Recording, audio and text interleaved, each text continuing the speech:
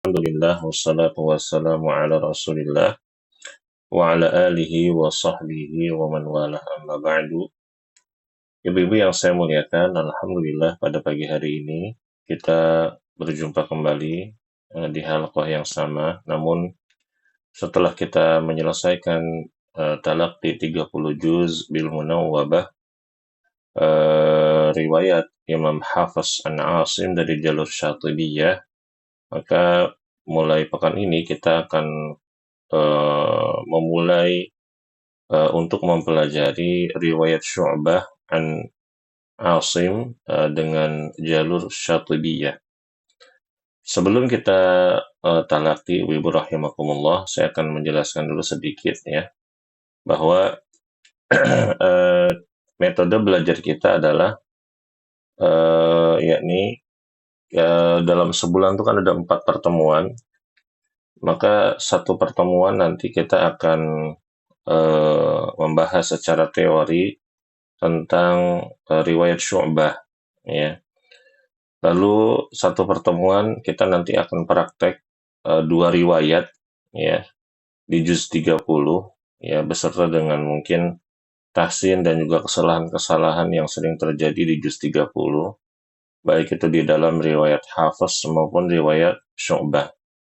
Lalu pertemuan yang 2 pertemuan lagi kita nanti akan talaki atau akan tahsin tilawah riwayat Syu'bah. Ya, jadi ada bisa dikatakan ada 1 kali pertemuan untuk teori dan ada 1 kali pertemuan teori dan praktek, dan ada 2 pertemuan untuk full praktek. Kemudian ibu-ibu yang saya muliakan, mushaf yang kita gunakan itu berbeda dengan mushaf riwayat Hafiz ya. Dan saya sudah berikan PDF-nya buat ibu-ibu ya. Mungkin yang sudah membuka PDF-nya nanti melihat ada perbedaan, ada sedikit perbedaan dengan riwayat Hafiz ya. Ya begitu. Adapun nanti kalau misalkan ibu-ibu yang sudah punya mushafnya fisik gitu ya, bukan PDF, maka perbedaan itu nanti hanya di farsh dan usul saja. Ya, gitu. Kalau yang di PDF memang ada sedikit berbeda, terutama di lafal Allah. Di lafal Allah itu ada tanda-tanda titik kotak warna hitam kalau nggak salah ya, begitu. Padahal itu hanya bacaan biasa saja, gitu. Cuman nggak tahu kenapa ada tanda seperti itu di dalam mushaf PDF tersebut. Baik, ibu-ibu rahimakumullah, pertama-tama kita akan berkenalan dulu dengan Imam Syu'bah. Juga kita juga akan kenalan dengan Imam Hafiz dan juga Imam Asim, dan juga kita nanti akan sedikit belajar mengenai sejarah mengenai qiraat Asim ini, baik itu dari riwayat Syu'bah dan Imam Hafiz ya, rahimahumullahu ta'ala. Pertama-tama ibu-ibu rahimakumullah, kita akan mengenal guru qiraat kita, yaitu Al-Imam Asim ya. Nama lengkap beliau adalah Abu Bakar bin Abu Najud Al-Asadi. Beliau wafat di Kufah pada tahun 128 Hijriyah atau 745 Masehi ya, atau 745 Masehi. Mata rantai sanad bacaannya ya, imam ini dari Abu Abdurrahman bin Hubaib As-Sulami ya. Lalu Abu Abdurrahman membaca dari Abdullah bin Mas'ud, Uthman bin Affan, Ali bin Abi Thalib, Ubay bin Ka'ab, dan Zaid bin Thabit. Dan para sahabat tersebut menerima bacaan dari Rasulullah sallallahu alaihi wasallam ya. Kemudian perawi Imam Asim itu adalah, pertama, ini perawi yang terkenal ibu-ibu ya, yang dipilih oleh Al-Imam Ibnul Jazari rahimahullahu ta'ala. Yang pertama, yang senior adalah Imam Syu'bah, atau nama beliau, kunyah beliau adalah Abu Bakar ya. Nama lengkapnya Abu Bakar Syu'bah bin Ayyash bin Salim Al-Asadi. Perhatikan ibu-ibu, sama-sama Al-Asadi, Imam Asim Al-Asadi, ya Imam Syu'bah pun Asadi. Lahir pada tahun 95 Hijriah dan beliau wafat ya di Kufah pada tahun 193 Hijriah atau 808 Masehi. Kalau kita hitung ibu-ibu rahimakumullah di sini jarak wafat antara Imam Asim dengan Imam Syu'bah itu ya sepeninggal Imam Hafiz yakni 128 Hijriah dan Imam Syu'bah 193 Hijriah itu sekitar ya 60 berapa tuh? 65 tahun. Ya, 65 tahun. Ya. Imam Asim wafat 65 tahun kemudian Imam Syu'bah baru wafat.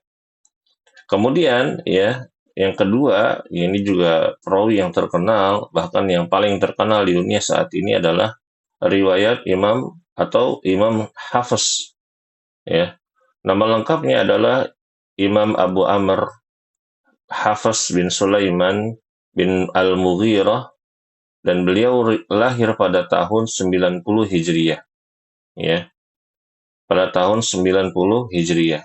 Kalau Imam Syu'bah lahir tahun 95 Hijriah ya.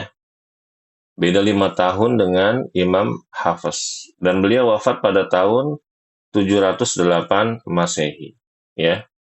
Maaf, beliau ini wafat pada tahun 180 Hijriah atau 790 Masehi. Ya, 790 Masehi. Beda 18 tahun dengan Imam Syu'bah.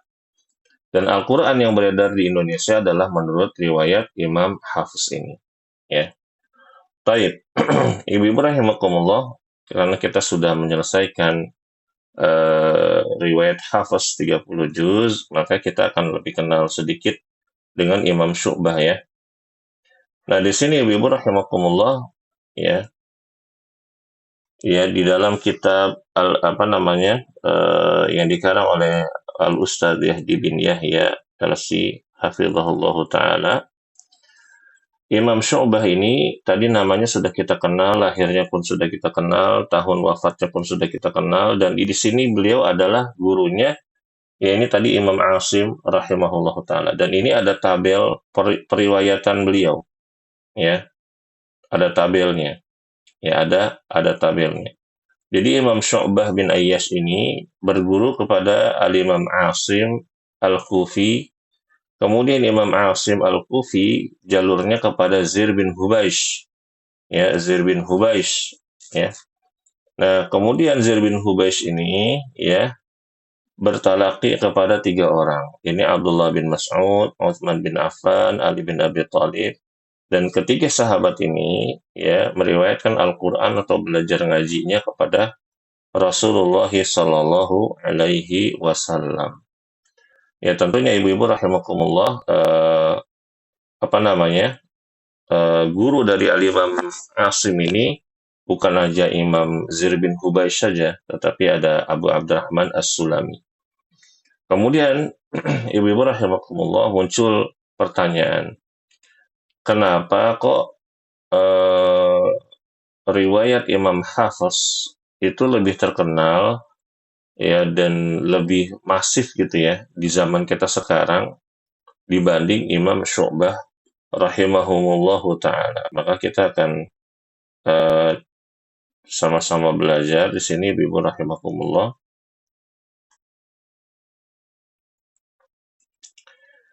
Ya, Al-Imam Muhammad bin Ibnul Jazari rahimahullahu taala mengatakan di dalam kitab beliau ya Uhayatun Nihayah ya. Yakni Imam Asim ya, salah satu dari 7 pendiri qiraat sab'ah ya, memiliki pengaruh yang sangat besar. Konon Imam Abu Hanifah ya, pendiri madhab ya, itu salah satu madhab Al-Hanafi mengaji kepadanya di kota Kufah. Jadi Imam Abu Hanifah itu belajar ngajinya sama Imam Asim rahimahullahu taala. Ya. Kemudian ibu-ibu rahimakumullah, qiraah Imam Asim adalah qiraah yang masyhur, paling masyhur pada zaman ini. mayoritas negara-negara di dunia memakai bacaan qiraah Imam Asim yang diriwayatkan oleh Imam Hafiz, ya, yakni muridnya. Kemudian memang sejarah tidak mencatat secara tepat tahun kelahiran Imam Asim, karena tadi ibu-ibu rahimakumullah kalau perhatikan ya di pembahasan sebelumnya itu kita tidak mendapatkan data, ya, para ulama juga tidak mendapatkan data kapan Imam Asim itu lahir. Akan tetapi Imam Asim itu ya tadi sudah disebutkan wafat pada tahun 129 Hijriah dan dimakamkan di kota Kufah. Di detik-detik ajalnya, ya ketika beliau mau wafat, ibu rahimakumullah, Imam Syu'bah, ya ini muridnya, menceritakan Imam Asim sempat pingsan dan siuman berkali-kali atau berulang kali.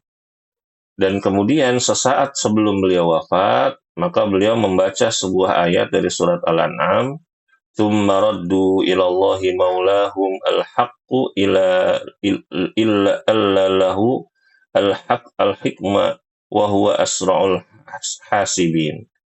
Ya, ini beliau membaca ayat ini di surat Al-An'am. Imam Asim membacanya dengan jelas dan bagus seakan-akan ia membaca dalam keadaan sholat. Dan tajwid bacaannya telah mendarah daging dalamnya. Kemudian ibu-ibu rahimakumullah, Imam Hafiz belajar kepada Imam Asim bersama dengan kawan yang lain. Jadi Imam Asim ini muridnya banyak, cuma yang dijadikan perawi, dipilih oleh Imam Ibnul Jazari rahimahullah ta'ala itu hanya Imam Syu'bah dan Imam Hafiz. Ya. Namun ia heran, ya Imam Syu'bah tuh heran, karena beberapa bacaan yang ia terima tidak sama yang dipelajari oleh Imam Syu'bah, ya. Ya. Kemudian Imam Syu'bah itu bertanya kepada gurunya Imam Asim, "Wahai guruku, mengapa bacaan yang kudapatkan darimu berbeda dengan yang didapatkan oleh ya Imam Hafiz mungkin maksudnya di sini, ya, Imam Syu'bah ya." Kemudian ya di sini yang bertanya itu adalah Imam Hafiz, ibu-ibu rahimakumullah. Kemudian sang ayah, di sini ayah tiri, maksudnya Imam Asim ini, sekaligus gurunya itu menjawab, "Aku membacakan kepadamu dengan bacaan yang kuperoleh dari Imam Abdurrahman As-Sulami dari sahabat bin Ali bin Abi Thalib. Sedangkan yang aku ajarkan kepada Syu'bah, aku memberikan bacaan yang aku pelajari dari Imam Zir bin Hubaish dari sahabat Abdullah bin Mas'ud." Ya, jadi di sini ada titik terangnya ibu-ibu, kenapa Imam Hafiz sama Imam Syu'bah itu ada perbedaan. Kalau Imam Hafiz ini diajarkan berdasarkan bacaan Imam Asim kepada Imam Abu Abdurrahman As-Sulami, dan Abu Abdurrahman As-Sulami ini belajar kepada Ali bin Abi Thalib. Nah, kalau Imam Syu'bah, ya ibu-ibu rahimakumullah, beliau mengajarkan, ya ini Imam Asim mengajarkan Imam Syu'bah ini berdasarkan bacaan yang beliau peroleh atau beliau belajar kepada Imam Zir bin Hubaish. Yang mana Imam Zir bin Hubaish ini ya talaki atau belajar langsung kepada Abdullah bin Mas'ud. Ya. Nah, hal ini sebuah alasan mengapa qiraah Imam Asim yang diriwayatkan Imam Hafiz dan Syu'bah memiliki perbedaan. Begitu juga yang dengan banyak murid pendiri qiraah sab'ah lainnya atau qiraat 7 yang lainnya. Hal ini tentu dimaklumi karena banyaknya guru-guru para pendiri imam qiraah sab'ah atau qiraah 7. Walhasil setiap pendirian qiraat 7 atau qiraah sab'ah meriwayatkan dua cara baca ataupun lebih dari bacaan yang paling masyhur diajarkan guru-gurunya. Nantinya, ibu-ibu rahimakumullah, sekarang maksudnya ya, Syu'bah dan Hafiz adalah dua sumber pengajaran qiraah Imam Asim. Dua nama ini memang menjadi murid Asim yang paling masyhur, yang masing-masing mewarisi qiraah dari guru Asim yang berbeda. Jadi Abu Bakar Syu'bah bin Ayyash mewarisi dari Zair bin Hubaish al-Asadi. Hafiz bin Sulaiman al-Bazzaz mewarisi qiraah Imam Abu Abdurrahman As-Sulami dari Abdullah ya bin Mas'ud, ya begitu, atau dari Ali bin Abi Thalib, ya. Di kemudian hari, ya qiraah imam riwayat atau qiraah riwayat Hafs itu lebih masyhur daripada di bacaan riwayat Syu'bah, ya. Mungkin ibu-ibu baru dengar kali ini ya, baru hari ini dengar ada riwayat Syu'bah. Ya padahal sumber qiraatnya satu, yaitu Imam Asim. Ya, begitu. Nah, di sini disebutkan ya di kemudian hari qiraah riwayat Hafs lebih masyhur daripada bacaan riwayat Syu'bah. Hal ini disebabkan oleh beberapa hal. Pertama, ibu-ibu rahimakumullah, Imam Syu'bah sebagaimana yang kemarin sudah saya sampaikan ya, itu lebih menguasai ilmu hadis daripada ilmu qiraah, ya. Berbanding terbalik dengan Hafs yang meskipun penguasaan ilmu hadisnya lemah, ia dinilai mampu dalam penguasaan ilmu qiraah. Jadi ibu rahimakumullah, faktor yang pertama ini menjadi salah satu sebab yang terkuat. Imam Syu'bah itu beliau bukan hanya seorang ahli qiraat, tapi beliau ahli hadis. Dan di dalam kitab-kitab hadis yang saya baca, Imam Syu'bah itu beliau lebih sibuk dengan mengajarkan ilmu hadis, lebih sibuk meriwayatkan hadis ketimbang mengajarkan Al-Qur'an. Ya, misalkan kalau misalkan dibagi 24 jam gitu ibu-ibu ya. Imam Syu'bah ini ngajarin hadisnya sebanyak misalkan kalau dikalkulasikan dari 24 jam ibu-ibu atau mungkin persen itu beliau mengajarkan 75% hadis, 25% qiraat ya. Nah, sedangkan Imam Hafs itu beliau 100% atau 24 jam menghabiskan waktunya untuk mengajarkan qiraat, untuk mengajarkan Al-Qur'an kepada kaum muslimin. Ya, ini faktor yang pertama. Kemudian yang kedua, Imam Hafs adalah Rabibah atau anak tiri dari Imam Asim. Ya, Imam Hafs ditinggal wafat ayahnya dalam usia belia. Kemudian ibunya dinikahi oleh Imam Asim, sehingga kemungkinan Imam Hafs lebih banyak berinteraksi dengan Imam Asim daripada Imam Syu'bah. Ya iya, kalau anak biasanya lebih banyak berinteraksi dengan ayahnya, walaupun anak tiri, walaupun ayah tiri. Kemudian yang ketiga, ibu-ibu rahimakumullah, Imam Hafs memiliki murid yang lebih banyak dalam ilmu qiraat dibandingkan Imam Syu'bah. Dengan banyaknya murid Imam Hafs dari berbagai belahan dunia, semakin mudahlah qiraah Hafs mendominasi berbagai daerah. Kemudian yang keempat, ibu-ibu rahimakumullah, sejarah mencatat bahwa di masa tua, Imam Hafs menghabiskan seluruh umurnya dengan mengajarkan Al-Quran. Sementara Imam Syu'bah telah menutup pengajian Al-Qurannya ya sekitar 7 tahun sebelum beliau wafat. Ya. Kemudian Imam Syu'bah menghabiskan seluruh usianya ketika udah senja mengajarkan hadis. Ya, fakta-fakta ini masih didukung dengan beberapa fakta politik lainnya. Maksudnya, kenapa Imam Hafs itu di zaman sekarang, ibu-ibu ya, di zaman kita sekarang kok lebih banyak digunakan ya dibanding dengan qiraat atau riwayat-riwayat yang lain. Nah, ini faktor politik ini sangat mendukung sekali ibu-ibu ya. Pertama, sejak masa dinasti Turki Ottoman ya, ini adalah kekhalifahan yang terakhir yang ada di muka bumi ini. Al-Quran riwayat Hafs telah menjadi qiraat resmi negara. Ya, di mana di kemudian hari para ulama yang dikirim dinasti Turki Ottoman ke berbagai belahan dunia dibekali pengajaran Al-Quran dengan riwayat Hafs dengan baik. Ya, jadi pemerintah di kala itu memilih satu riwayat saja, yaitu riwayat Imam Hafs. Terus mereka buat berbagai mungkin kayak universitas itu ya ibu ya, isinya para pengajar Quran yang mana menggunakan riwayat Imam Hafs saja, ya. Nah, kemudian setelah mereka dibekali dengan baik, mereka disebar ke seluruh dunia. Ya, dengan masa kekuasaan yang mencapai berabad-abad, tentu menjadi sebuah kelaziman di mana seluruh wilayah Timur Tengah, ya, di wilayah kerajaan Ottoman itu, ya, di bawah kekuasaan dinasti Turki Ottoman memakai riwayat Hafs sebagai patokan.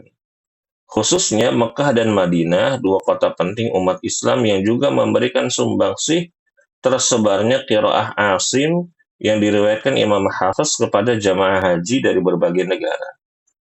Ya, ibu-ibu rahimakumullah.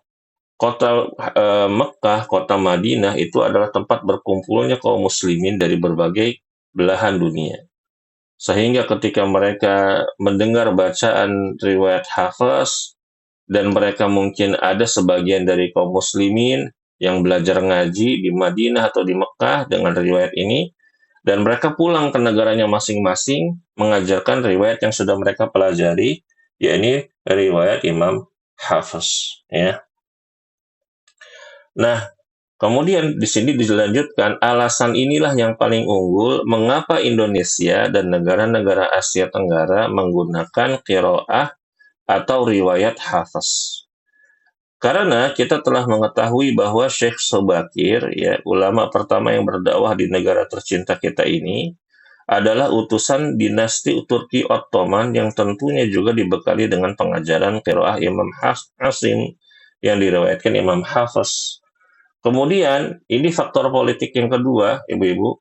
Percetakan Al-Quran di era modern, khususnya percetakan pertama yang dilakukan di Berlin, Jerman pada tahun 1106 Hijriah, juga dicetak dengan qiraah Imam Asim yang diriwayatkan oleh Imam Hafs.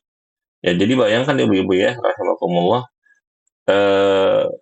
kaum muslimin mencetak Al-Quran yang mana itu mungkin di zaman era modern Al-Quran satu-satunya yang dicetak dengan bagus, ya, tapi dengan riwayat Hafs, gitu. Lalu dikopi, disebar kemana-mana, berbagai penjuru dunia. Bahkan ibu-ibu rahimakumullah sekarang juga ya percetakan Majma' Malik Fahad di Madinah, Quran cetakan Madinah itu ditulis oleh Dr. Uthman Toha, ya, dengan riwayat Hafs lalu disebar, dibagi-bagiin ke jamaah haji, umroh, ya.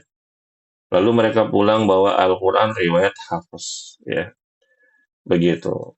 Dan tentunya dengan adanya fakta ini, semua kita akan memaklumi mengapa qiraah Imam Asim atau riwayat Hafs menjadi sangat terkenal. Akan tetapi, harum semerbaknya riwayat Hafs tidak menjadikan kita melihat sebelah mata kepada beberapa riwayat atau qiraat 7 lainnya. Karena tentu kita meyakini seluruhnya bersumber dari bacaan Rasulullah Shallallahu Alaihi Wasallam dan tersambung kepada malaikat Jibril, kemudian kepada Allah Subhanahu wa Ta'ala. Dan inilah sejarah ibu-ibu rahimakumullah, yakni kenapa riwayat Syu'bah atau riwayat Hafs itu lebih famous, lebih terkenal ketimbang riwayat Syu'bah. Padahal ya Imam Hafs dan Imam Syu'bah itu apa namanya sama-sama satu guru, ya, belajar kepada guru yang sama, ya. Tentunya ibu-ibu rahimakumullah, semua ini semata-mata adalah karunia dari Allah Subhanahu wa Ta'ala. Imam Hafs itu diterima di tengah kaum muslimin dalam periwayatan Quran, mungkin dalam pengajaran Al-Quran. Sedangkan Imam Syu'bah, beliau diterima di dalam Al-Quran, tapi juga diterima oleh kaum muslimin di dalam bidang hadis, ya. Satu mereka ini masing-masing memiliki kelebihan satu sama lain. Taib, ibu-ibu rahimakumullah, berikutnya kita akan lanjutkan kepada poin yang perlu kita ketahui ketika kita nanti akan mempelajari riwayat Syu'bah ini. Kemudian ibu-ibu rahimakumullah, di sini ada istilah, ya. Ya, ini pertama al-usul, ya. Al-usul. Al-usul itu apa sih? Hiyal qawa'idu al-kulliyatul mutarridah mislu al-maddu wal qasri wal fathi wal imalah. Ini al-usul adalah kaedah-kaedah umum yang menyeluruh seperti hukum mad, hukum qasar, hukum fathah, dan imalah. Hukum mad, ibu-ibu rahimakumullah, maksudnya adalah bacaan yang dibaca panjang lebih dari 2 harokat. Ya, ya, ini adalah istilah yang digunakan oleh para ulama salaf. Dulu mereka menyebut mad adalah bacaan yang lebih dari 2 harokat. Kemudian maksud dengan qasar itu adalah bacaan panjang 2 harokat. Kalau kita sekarang kenalnya dengan mad asli atau mad tabi'i. Kalau dulu namanya adalah qasar. Sedangkan hukum fathah, ya ini dibaca A, dan imalah dibaca E. Ya, ya, imalah itu dibaca E. Kemudian ada istilah yang namanya al-farash. Ya, al-farash ini artinya maksudnya adalah hukum-hukum yang khusus pada sebagian lafal Quran yang berbeda cara bacanya antara imam qiraat, ya, antara imam qiraat.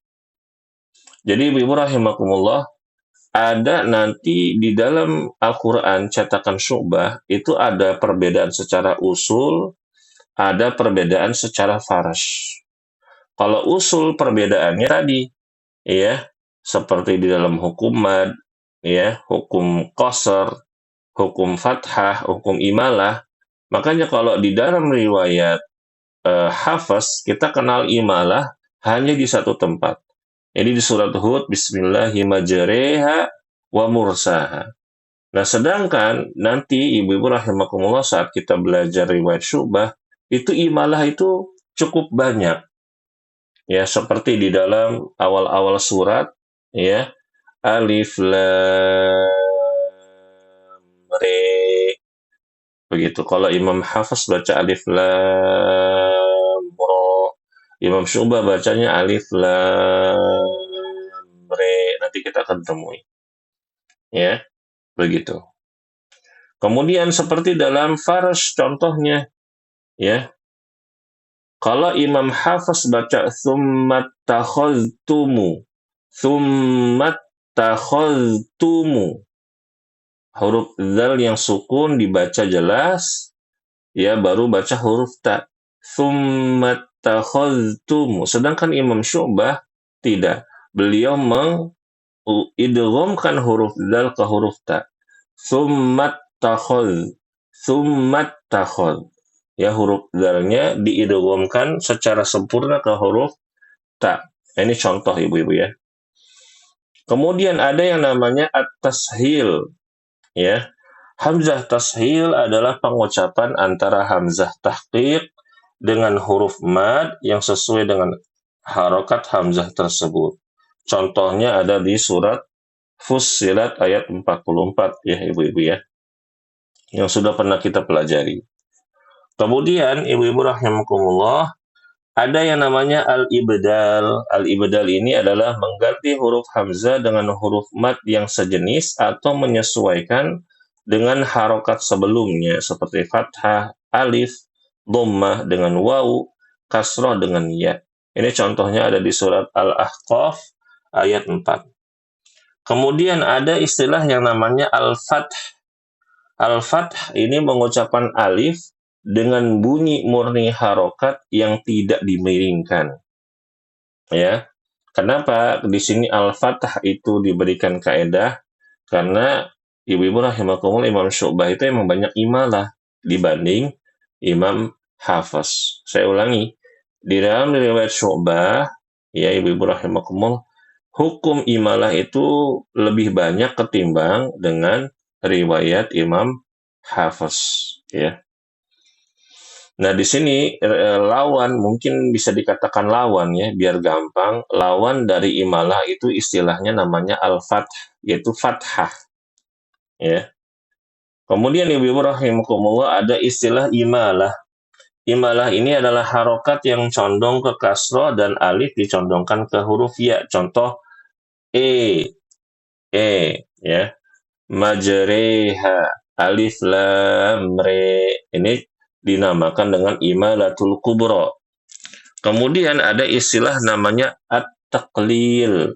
at-taqlil ini mengucapkan pengucapan huruf antara harokat fathah dan imalah, ya, disebut dengan imalah sughra. Ya, dibaca dengan wadduha, wadduha. Kalau imalatul kubra wadduha. Kalau taqlil wadduha, seperti itu. Ya. Nah, ini Ibu, istilah-istilah seperti ini harus mulai dibiasakan sekarang. Ya, harus mulai dibiasakan. Kemudian ada istilah namanya an-naql. Ya, ini memindahkan harokat hamzah kepada huruf sukun yang terletak sebelumnya serta membuang huruf hamzah. Ya, seperti bi'sal ismu di dalam surat Al-Hujurat dibaca dengan bi'salismu. Ya, itu contohnya. Kemudian bi khulfin anhu, ini terdapat dua wajah. Sebagaimana juga kita pelajari dalam riwayat Hafs, ibu-ibu, ada dua wajah. Ya, saya pernah jelaskan dulu di dalam saat kita belajar metode Asy-Syafi'i jilid yang hitam, dan juga ketika waktu kita talaqi surat Al-Insan, ya, surat Al-Insan, ya, itu diantaranya, ya, itu pernah saya jelaskan ke ibu-ibu tentang wajah atau bentuk bacaan, ya. Nah, ketika terdapat dua wajah atau cara baca atau lebih pada seorang qari atau perawi dalam pelafalan lafal-lafal Quran, ini disebut dengan bi khulfin anhu, ya. Nah, kemudian di sini penulis menjelaskan beberapa istilah lain akan disebutkan dalam bahasannya masing-masing. Kemudian ibu-ibu rahimakumullah, kita masuk pelajaran yang ketiga dari kitab ini. Ini namanya Al-Yasirul Qawim, bukunya namanya Al-Yasirul Qawim. Ya. Yang pertama, hukum isti'adzah riwayat Syu'bah. Ya. Tidak ada khilaf antara Imam Syu'bah dan Hafs dalam isbat atau menetapkan atau membaca isti'adzah ketika memulai membaca Al-Quran, baik saat bacaan di awal surah ataupun di tengah. Imam Asy-Syatibi rahimahullah mengatakan, ya, idza ma aradta ad-dahra at-taqra'u fasta'id jiharan minasyaitani billahi musjala. Ya. Melafalkan isti'adzah ketika membaca Al-Quran dibolehkan dengan jahar, yakni dengan keras, ya, oleh seluruh imam qiraah termasuk Imam Syu'bah dan Hafs, kecuali yang diriwayatkan oleh Imam Nafi' dan Hamzah, keduanya membaca dengan sir, ya, dengan lirih, ya. Namun sangat dianjurkan beberapa keadaan membaca isti'adzah harus dengan sir atau dengan lirih, ya, yaitu pertama, ibu-ibu rahimakumullah, ketika membaca dalam sholat, ya. Saya pernah punya kejadian unik, ibu-ibu rahimakumullah, ketika mau sholat maghrib di salah satu mall, ya, di salah satu mall, saya sama keponakan saya, dan juga ada beberapa jamaah, tiba-tiba ada anak muda, kita nungguan komat kan, ya, namanya di mall, ibu-ibu, ya. Di mall itu kan kadang orang itu macam-macam, ibu-ibu. Ada yang mungkin bisa ngaji, ada yang nggak bisa ngaji. Nah, karena saya ngerasa saya ini guru ngaji, jadi saya nunggu. Maksudnya nunggu apa? Nunggu ada yang komat, biar saya maju jadi imam. Ya. Saya diem nunggu, nggak ada yang komat sama sekali, gitu kan. Akhirnya saya lihat anak muda ini, dia tuh udah siap-siap mau jadi imam, gitu. Nah, sebelum dia mau jadi imam, saya tanya, Mas, benar bisa baca Quran dengan baik dan benar, bisa jadi imam? Bisa, Pak, dia bilang gitu. Pede banget anak muda ini, pede banget dia. Ya sudah, saya husnudzon, ibu-ibu, saya komat, ya kan. Saya komat. Nah, ternyata anak ini, ya, semoga Allah membimbingnya kepada jalan yang benar. Dia memulai takbir, dari takbirnya aja udah salah, Allahu Akbar. Saya udah gelisah, ibu-ibu. Takbir itu, ibu-ibu, takbiratul ihram, itu nggak boleh baca Allahu Akbar, itu nggak boleh. Sebagian ulama berpendapat itu takbiratul ihram seperti itu batal. Atau yang kedua, Allahu Akbar. Begitu. Ya. Ini juga tidak boleh. Kenapa? Kalau kita baca Allahu Akbar artinya bukan Allah Maha Besar, tapi artinya apakah Allah Maha Besar. Kalau kita baca Allahu Akbar, Allah itu gendang. Bayangkan ibu-ibu. Ya. Nah, si anak ini atau si anak muda ini dia baca Allahu Akbar. Oh ya salam. Saya di situ udah mulai, aduh gimana ini? Mana saya ponakan saya masih kecil kan? Masih SD.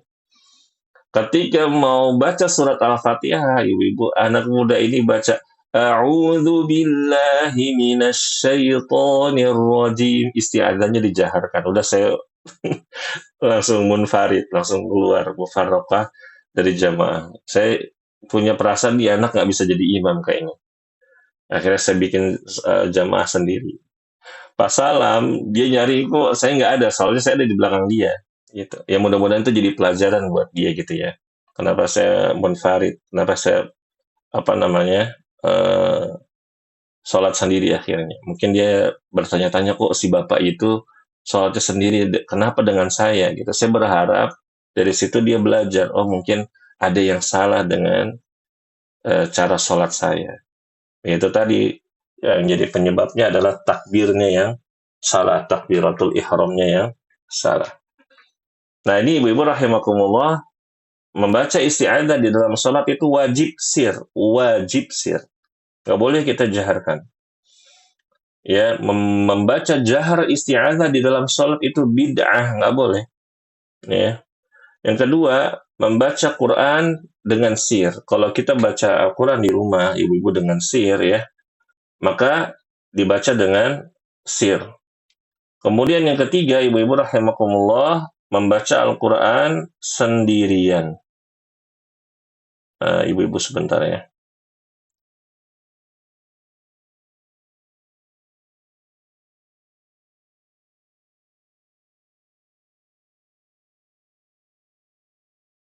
Jadi membaca Al-Quran dengan sendirian. Ini kalau kita baca Al-Quran sendirian di rumah, nggak ada orang, maksudnya orang ada di ruangan sebelah gitu ibu-ibu ya, maka kita baca dengan sir. Ya. Kemudian yang keempat, membaca bersama bergantian bitanawub, bil munawwabah, ibu-ibu seperti kita sekarang nih.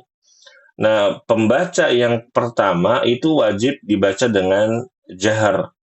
Misalkan Ibu Dina baca duluan, ya. Ibu Dina baca duluan. Ya, Ibu jahar tuh. Nanti yang kedua, Ibu Herlina kah atau Ibu Indria kah atau Ibu Ernika itu bacanya dengan sir, ya.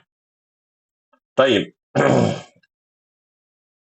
Nah, ibu-ibu rahimakumullah, silah atau bentuk lafal isti'adzah yang masyhur adalah a'udzu billahi minasyaitonir rajim. Nah, di sini penulis membawakan 8 bentuk ibu-ibu rahimakumullah. Ya, 8 bentuk isti'adzah. Yang mana kedelapan ini boleh kita amalkan.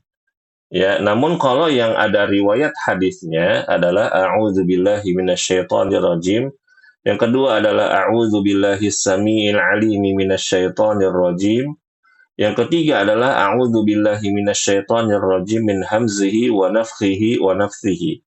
Ini kalau yang ditanya, Ustadz yang ada dalilnya dari Rasulullah mana ini yang 3 ini. Adapun yang ada 8 ini, ibu-ibu boleh silakan mau diamalkan tidak masalah. Karena ini dinukil oleh Imam Ibnul Jazari. Dan Imam Ibnul Jazari rahimahullahu ta'ala, ibu-ibu, selain beliau ulama ahli qiraat, beliau ini ulama ahli hadis. Makanya banyak sekali para ahli hadis itu yang nggak belajar qiraat, ibu-ibu, suka aneh-aneh, ngomong aneh-aneh tentang Imam Ibnul Jazari. Ya. Imam Ibnul Jazari itu bukan hanya imam ilmu qiraat, tapi beliau itu imam ahli hadis juga. Ya, jadi bukan sembarangan beliau. Nah, makanya sama juga ibu-ibu rahimakumullah. Kalau ibu-ibu tahu Al-Imam Ibnu Katsir ya, Ibu tahu ya Al-Imam Ibnu Katsir. Beliau itu imam ahli tafsir, ya, beliau imam ahli qiraat, beliau juga imam ilmu hadis.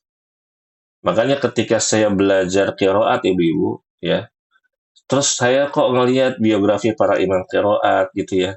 Kok mereka kok belajar hadis juga. Akhirnya saya pun tertarik belajar hadis juga. Ya, walaupun nggak dikatakan paham banget, nggak, tapi saya cuma sekedar mengenal lah istilah-istilah hadis ya. Banyak baca hadis ya, begitu. Jadi tidak hanya disibukkan dengan fokus di Quran saja. Ya, begitu. Nah, ini ibu-ibu yang ke-8 ini, ibu-ibu bisa screenshot, bisa diamalkan ya. Ya, begitu. Ya, silahkan, tidak masalah ya. Taib, tapi Ustaz kalau baca isti'adzah biasa aja nggak apa-apa kan? Nggak apa-apa. Ibu-ibu, a'udzu billahi minasyaitonir rajim. Ya Ustaz, kadang-kadang aja kita baca satu model aja suka keserimpet. Taib, ibu-ibu rahimakumullah, mungkin untuk hari ini kita cukupkan dulu. Insya Allah pada pertemuan teori berikutnya kita masuk cara membaca isti'adzah dan basmalah di dalam riwayat Syu'bah. Sampai sini ibu-ibu ada pertanyaan ibu-ibu?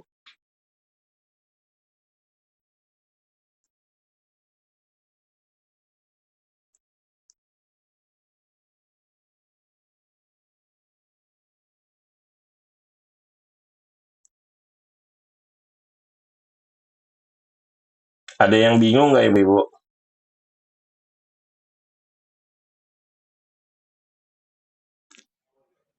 Insya Allah nggak ada, Ustaz. Insya Allah nggak ada yang bingung. Insya Allah bisa difahami dengan baik tadi materinya. Paling ada istilah-istilah baru saja ya ibu-ibu ya. Istilah-istilah baru saja. Baik, mungkin ibu-ibu rahimakumullah pekan depan kita akan mulai dari juz 30 dulu, karena di juz 30 dulu itu ada ibaratnya kita kenalan dulu deh, ya kenalan dulu bacaan Imam Syu'bah, Imam Hafs tuh kayak gini perbedaannya.